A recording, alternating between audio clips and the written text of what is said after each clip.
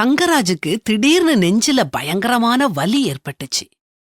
தலை சுற்றிக்கிட்டு கொமட்டிக்கிட்டு வந்துச்சு. தங்கராஜுக்கு ஒண்ணும் ஓடல. அவருடைய அப்பா, அம்மா, தாத்தா எல்லாரும் மாரடைப்பு வந்து இறந்து போனவங்க. ஐயோ, தனக்கும் வந்துட்டுதேன்னு பயந்தாரு. உடனே ஆம்புலன்ஸ கூப்பிட்டாங்க. மருத்துவமனைக்கு அவரை வேகமா கூட்டிட்டு போனாங்க. தங்கராஜுக்கு நெஞ்சு வலிய விட பயம் அதிகமா இருந்துச்சு. தனக்கு என்ன நடக்குமோங்கிற அச்சத்துல அவர் தன்னுடைய குடும்பத்தை நினைச்சு பார்த்தாரு. தான் இல்லாம அவங்களால சமாளிக்க முடியாதேன்னு நினைச்சு ரொம்ப வருத்தப்பட்டாரு. டாக்டர் அவரை நல்லா சோதிச்சு பார்த்துட்டு அவருக்கு அசிடிட்டியும் நெஞ்செரிச்சலும் இருக்குதுன்னு சொன்னாரு. மாரடைப்பு இல்லன்னு சொன்னாரு. உயிரே போக போகுதுன்னு நினைச்சு பயந்து வந்தவருக்கு இந்த வியாதி பெருசா தெரியல. தனக்கு மாரடைப்பு இல்லன்னு தெரிஞ்சதும் தங்கராஜ் அடைஞ்ச சந்தோஷத்துக்கு அளவே இல்ல.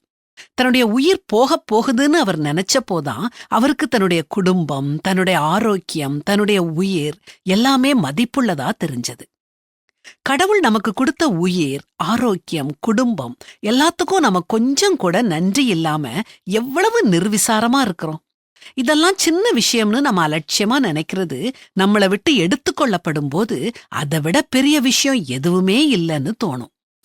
பிரச்சனைகள் இல்லாததுனாலேயோ அல்லது நம்ம ஆசைப்பட்டதை அடைஞ்சதுனாலேயோ மட்டும் சந்தோஷம் வர்றதில்ல. நம்ம வாழ்க்கையில கடவுள் கொடுத்திருக்கிற உறவு, நட்பு, ஆரோக்கியம் இவைகள் எல்லாத்தையும் புரிஞ்சு இவைகளுக்கு முக்கியத்துவம் கொடுத்து கடவுளுக்கு நன்றியோட இருக்கிறதுல தான் உண்மையான சந்தோஷம் இருக்குது.